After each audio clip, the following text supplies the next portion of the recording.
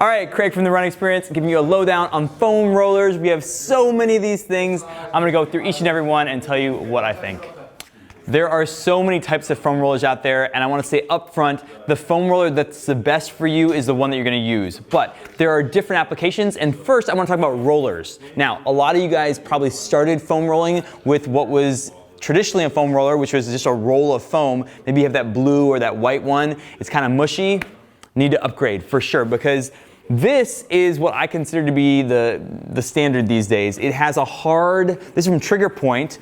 This is called the Grid, I believe, and it's a pretty mushy foam, so it's not too harsh on you, but it has a really hard plastic interior, so it doesn't collapse, and that is the classic foam. Now, if you are ready for an upgrade, you can have, and I kept this sticker on even though I was rolling with it because I thought it was so funny, twice as firm for intense relief. And let me tell you, this sucker is super intense. The difference between these two is that the Grid X has a much harder foam. I don't know if you can see this, but I can't really press into that with my fingers. So you can imagine how intense it is on your quads, your hamstrings, IT band. I consider these to be like the standard of where you go for your large muscles if you're rolling on the ground. Now, this is kind of a travel version.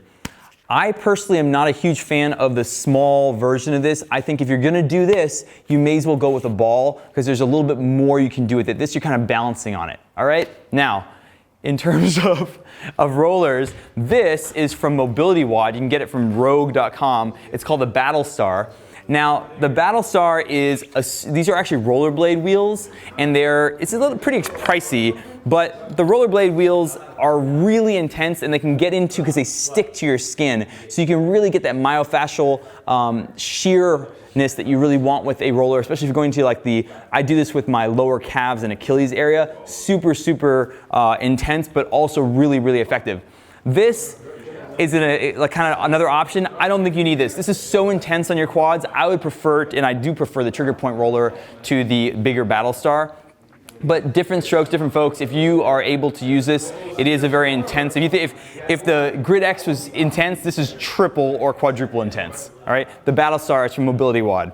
Now, what else we got here? All right. This is the Rumble roller.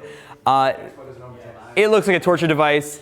It actually is not as bad as you think. It's probably halfway in between the orange and the black in terms of the Grid X, in terms of the mushiness. But I don't find that the knobs actually do that much. I definitely feel them, but the type of grip that I want really comes from how I lay on, how I use the tool, not necessarily from the knobs. So I don't find myself using this one that often, although it is sometimes really great on your back. One of my friends describes this as sex on his back, so there you go.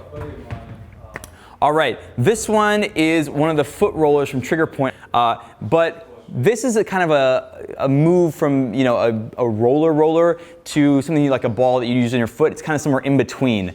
It's great for getting in the side of your foot, which is a really hard area to get into if you only have a ball. So I used a lacrosse ball for the longest time, and I thought, well, what do I need this for? These are not actually rollerblade wheels. These are actually hard plastic. So it is meant to go this way, but really, only time I would really use this one is I'm trying to get in the edge of my foot, which is actually a very important area, and you can't really do that effectively with the ball. So good for that.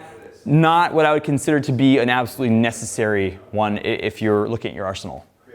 All right, this is actually one of my favorite ones. Not really a roller. This is actually a wooden like acupressure roller. I just use it on my foot, and I love it. And it is absolutely awesome. It gives you kind of a acupressure massage in your foot. It's not meant for myofascial release. You don't want to try to use it for myofascial release, but it is really, really, really awesome at kind of massaging your foot. And if you are into the acupressure type of thing, you don't have to believe in it. You can just try it. I have found that it works. All right, next up we have the category-less type of rollers. This is called the Gemini, also from Mobility WOD. You can get it from rogue.com. Rogue Fitness sells Mobility WOD stuff, and what I like about the Gemini is that it's kind of like having two lacrosse balls tied together, but it also has this pointy side, and so I think this is super effective if you have somebody else working on you. By myself, I really couldn't get into any points that like that, you can do it. I just don't tend to use it that much. I tend to actually want to lean against something as opposed to like really pushing into myself. Which brings me to the next one. This is the SDK, also from Triggerpoint. The SDK is kind of like an enhanced version, if you remember the stick. It was probably the original roller, used to be at every Marathon Expo, still is at every Marathon Expo.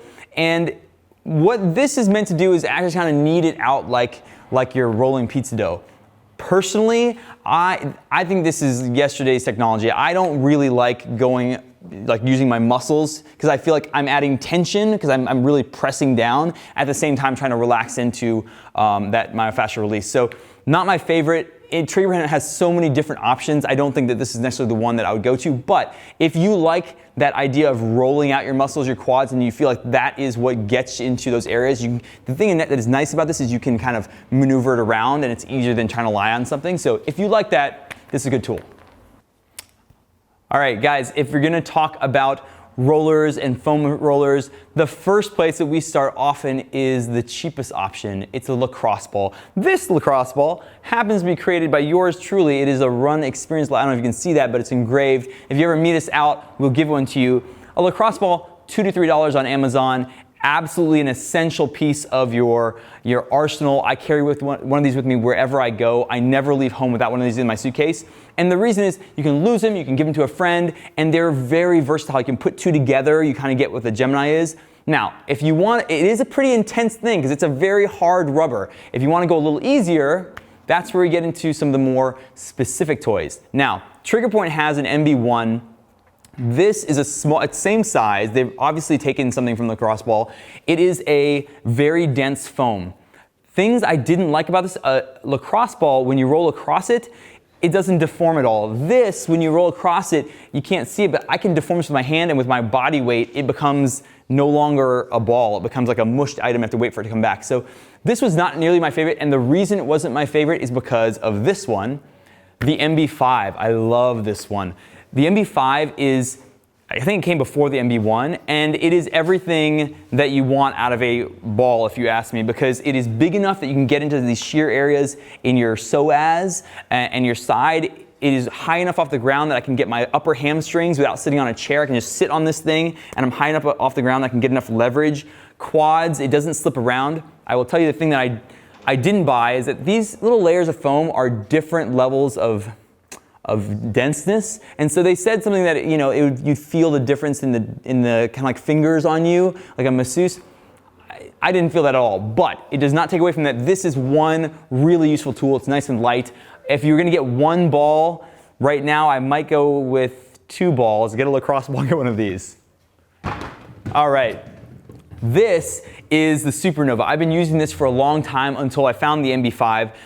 This is actually the version 1. They have another version that's not as heavy. This has like sand in it, and it's a little bit lighter, and it's one piece as opposed to these constructed panels.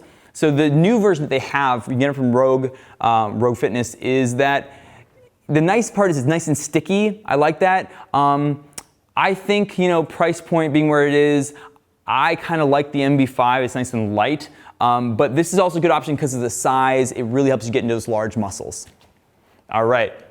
This is a yoga tune-up ball. This is kind of like another type of upgrade for the lacrosse ball. This is really nice because it's got this grippy outer material, and this is actually a softer on your foot. So if you had to choose and you're willing to spend a little bit extra money over a lacrosse ball, I would choose this over the MB1 because it doesn't deform. It's a little tougher in the foam. It's a little bit more rubbery foam, and it works really well that way. It comes in a little bag that you can put 2 of them together and really get a nice area on your back. Kind of looking like this one, also from Yoga Tune-Up. We'll put links to all this stuff below because they're all from different people.